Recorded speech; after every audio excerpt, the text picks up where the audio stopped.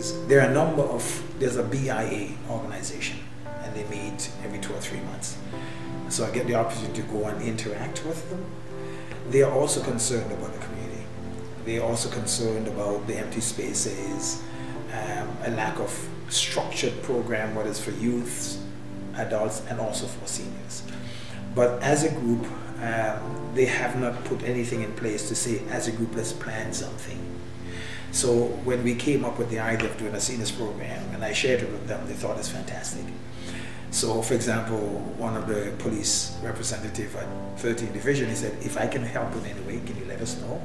So we are trying to incorporate them into a health and a safety program with the seniors. How can you remain safe, locking the doors, whatever, some of those things. So the police department in the same community, they want to participate with us.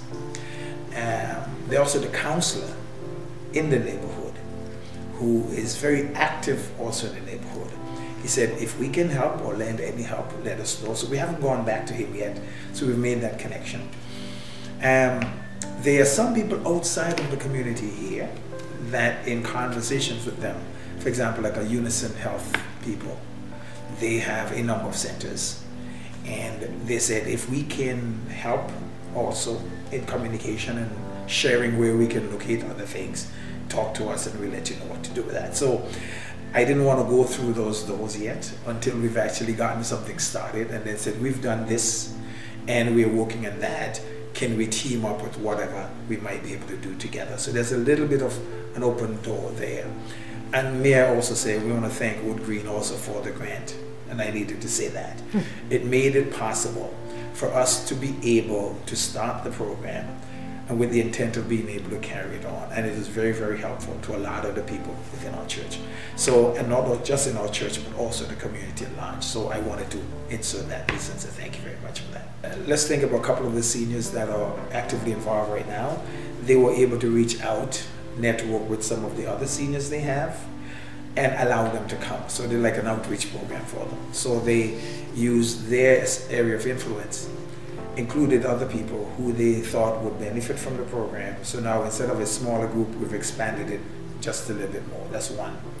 We've had someone who is a dietitian, for example, who said, I would like to contribute. So what she did, she came and did a workshop. And many people have actually benefited from that. In fact, it was so short that we thought maybe we should try it again. So it's part of the next plan. The aspect of the exercising, I think one person said to me, can we do this all year round? And I thought that would be a fantastic idea. And then maybe expand it to put posters and flyers outside in the summertime when many people can walk during the summertime, to maybe walk to the area and do an extended program. So the desire to do that and to get physically fit is really one positive thing. I also like the computer thing. The computer thing helped me to see that there's some people saying, finally I can do this with my grandchild. The sense of family extended now. So I can call, and I may not always get, but I like to see. So the Skype idea that Sheila had mentioned about is something that many people want to be able to tap into. And a few of them actually purchase their own. That simply means that we are willing to do our own thing. Thank you for teaching me how to even turn it on and actually access the program. So to me, that was good because it stimulated them mentally. So you can communicate freely with your family. So the linking of the family actually was very, very positive to me. I also like the part where many of the volunteers who've never been involved with working with seniors before and now getting a chance to do that. One person is considering to get into the seniors care program as a career. So now, to me, if the only thing that happened is someone thinking, maybe I should actually consider doing maybe a personal support worker program or whatever it is, that will cause me now to be able to lend more help because I understand more now of the needs that seniors would have. Now, I didn't do a survey to find out if there's anyone else, but that alone, voluntary information, made me think, well, wow, I wonder if there's a need for other things. As a pastor, I have a vision to attach a seniors home to a church, really, truly, and organize programs with that, and have not just only the people within the church, but now use that place as a community serving for the seniors and run it that way. Someone could probably go and do gerontology as a career path for them, activationist program, whatever it might be. At least if you are able to see needs, you may think, that's why I'm feeling that I probably should go in that direction, because it's an opportunity for me to serve. So those are some of the things that I think about in relationship to how else can we go about helping people, especially those who are in need, particularly seniors. If you're always in this area, we have a number of seniors residents.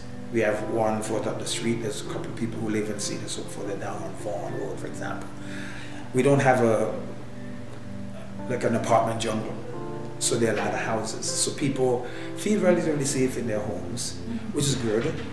But because to go to some place where there is a project or activity going on, you may have to walk far or drive or take the bus. So my thinking is, the part that Sheila made was, if we can activate some of the volunteers, I said, let's go now and see if we can do a little bit more of a survey of where do we find pockets of seniors. And maybe there might be some who may want to do a small group thing in about 3 or 4 doors down from where they are. Maybe let's say once every 2 weeks, can we meet and just sit around and talk, create that sense of community. Get to know your neighbor. Because to me, if you are a senior and you don't know your neighbor, the chances are something may happen to you, and who are you going to call? So if your relative's not around, so you network. This is my neighbor. Oh, we're 3 doors down from you. So if anything happens, we can look out for you. For example, when the ice storm came and hydro went, for people who are living alone, and they may be living in a home and their daughter or son, they've gone to work or whatever, who do I call if something happens? Who looks out for me now? So I think we can contribute a bit in that, using our volunteers to do that kind of survey to see where the pockets are and see if, okay, we are coming to your area. This person has opened their door for us to be here with you.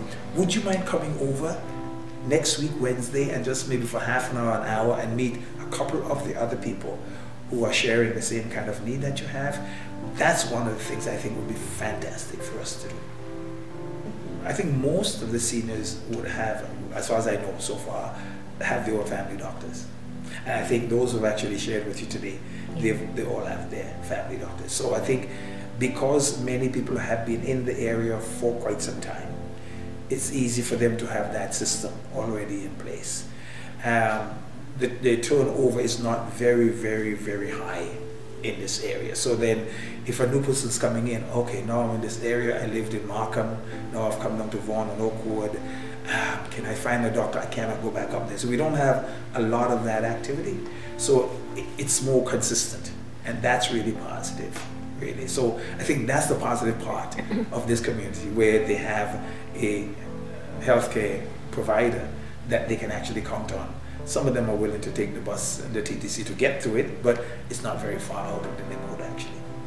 I like the idea that Sheila talked about in having a summer program. Not everyone is very active.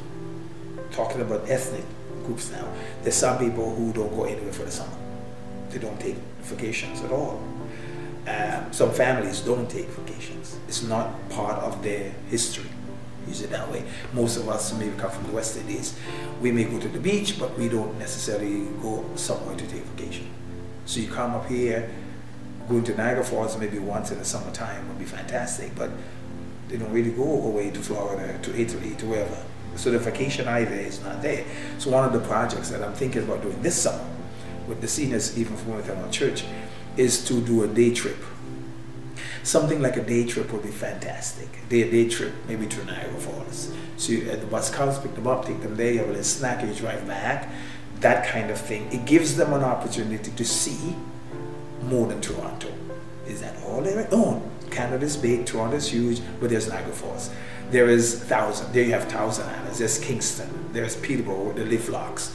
You've never been aboard, taking you up the lift locks. At least these are some other things to stretch your imagination and think, I've been someplace that I've never been before. So that kind of thing will be great. So, but the summertime will give us a time to be able to incorporate some of these things. So when you're indoor in the fall, you have more discussions. Oh, wasn't it a great trip we had in September or in August or in July? So the conversation is more than I'm having pain today and I didn't talk to my grandson. You've expanded your knowledge base, and by doing that, the dialogues become longer.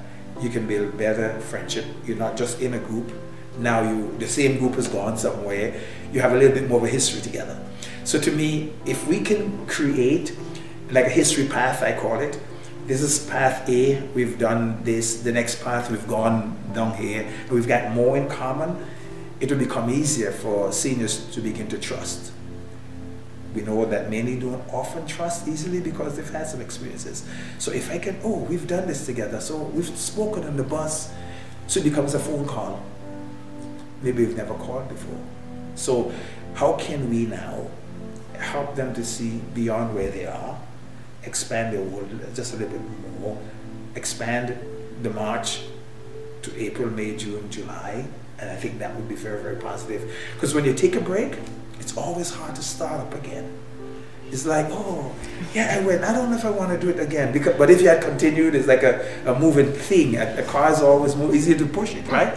But to get it started again becomes harder. So you have to go over the same thing, do the same survey. Oh yeah, I did that survey. Can you use that one? But that would be a lot better. So continual activities will keep the group going. It will expand the growth.